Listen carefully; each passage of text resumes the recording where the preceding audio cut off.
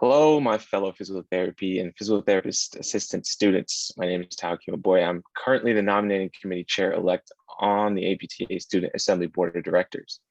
It is my pleasure to introduce you and interview the candidates for the nominating committee chair-elect position for the 2021-2022 Student Assembly Board of Directors. Candidates, please start by introducing yourselves. Hi everyone, my name's Jackie. I'm a second year DPT student from Sacred Heart University.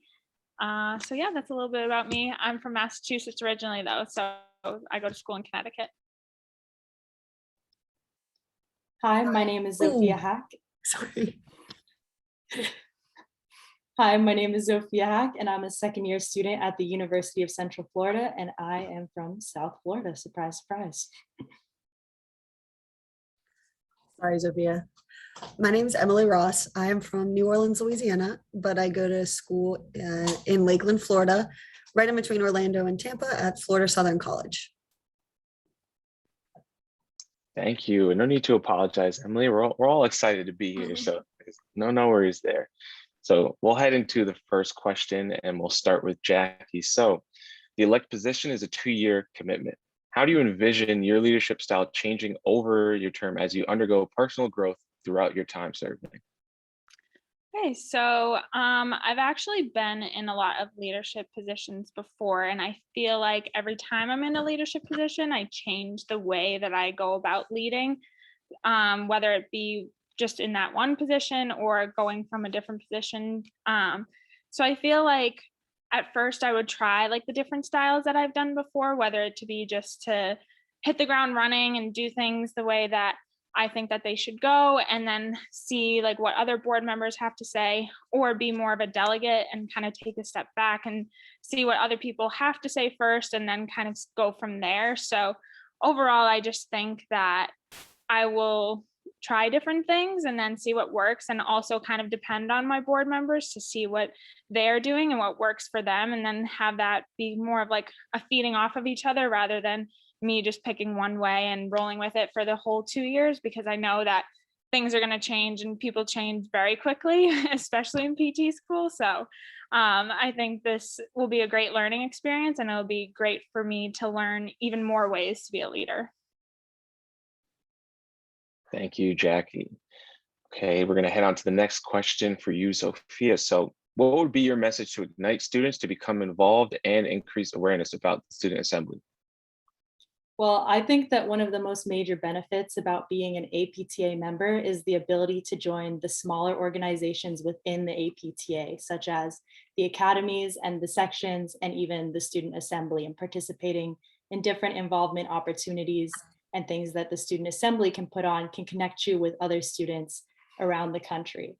And we're all PT or PTA students going through kind of similar things. So why not go out there and get to know your fellow students from around the country, like I said. And I really think that there is an involvement opportunity or a leadership role for everyone. And what better place to connect you to that leadership role than the APTA Student Assembly. And even if it's not within the national level, like the APTA, we can also help connect students to state level leadership roles and opportunities too. So yeah, why not try it out?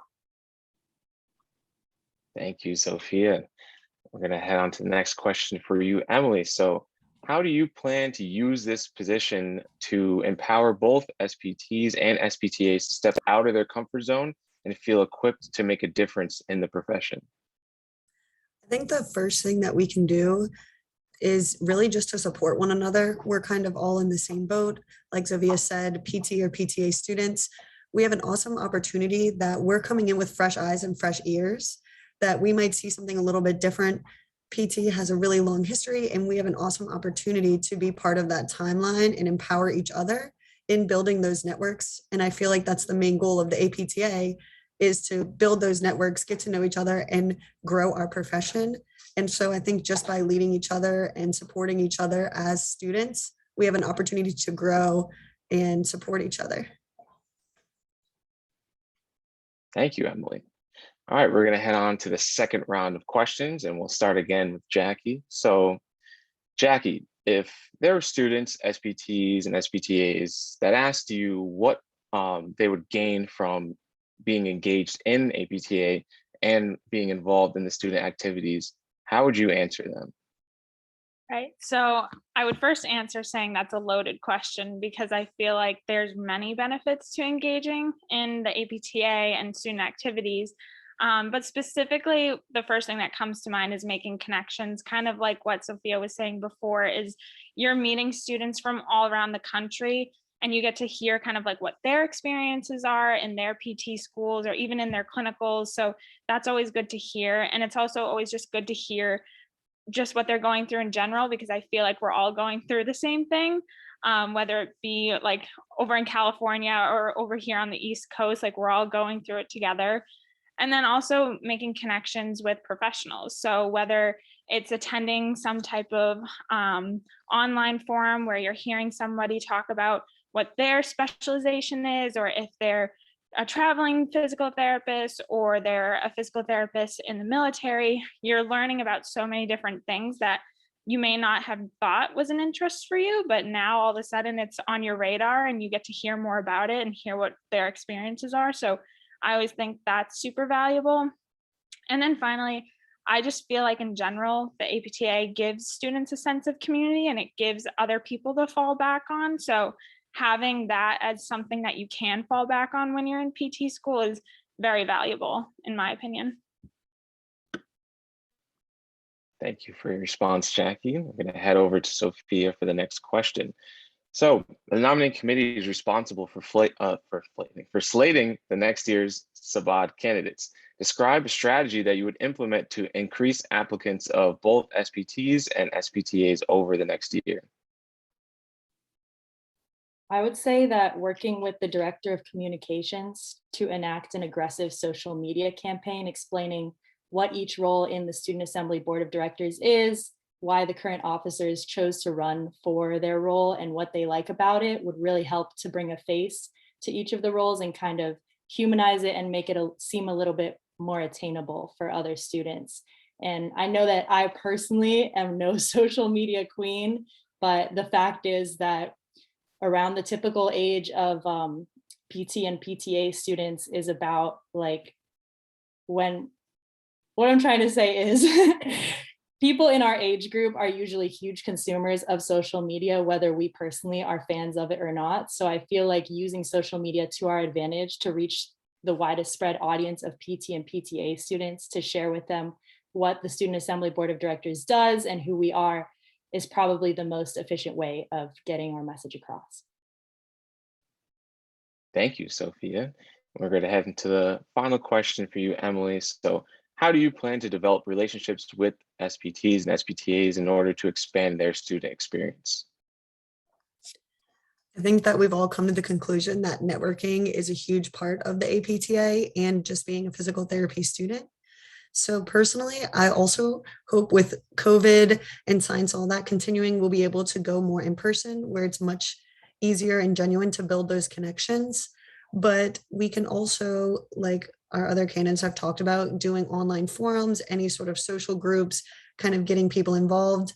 I think that getting both large schools and small schools involved, we could kind of grow that common unity of getting to know other students from other schools and kind of what they're going through and what we're going through.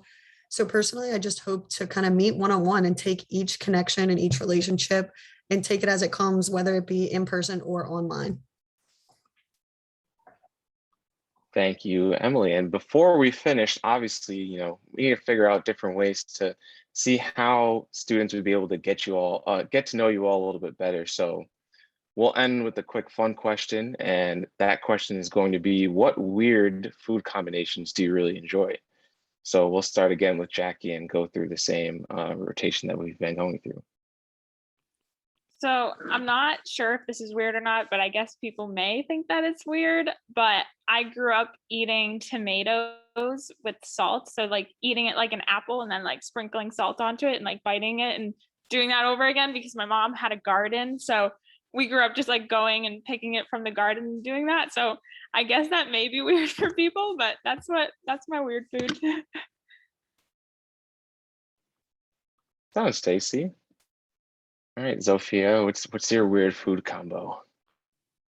All right, so bear with me. But my roommates and I discovered that if you sprinkle just a little bit of garlic salt on top of mac and cheese, it really just elevates the flavor and it's really good. And I recommend you give it a try before you knock it. All right, I'll try to do that next time. So I'm deciding to eat that. And Emily, what do you have for your weird food combo? So I'm definitely a fan of the sweet and salty combo. And growing up, I always ate Skittles in my popcorn. Like people put M&Ms in their popcorn. I would put Skittles and it was like the perfect salty and the candy at the same time. And when you go to the movies and you just get the best of both worlds. Great. So as you can see, we have some interesting food combos. If you haven't tried them yet, hopefully there's some suggestions that you can try in the future. But fellow students, thank you for joining us in this interview. These are the candidates for the nominating committee chair-elect position for the 2021-2022 Student Assembly Board of Directors. All students will be able to cast their votes between October 7th to November 6th on the candidate webpage, and you can check that out on apta.org. Thank you again for joining us, and until we meet again.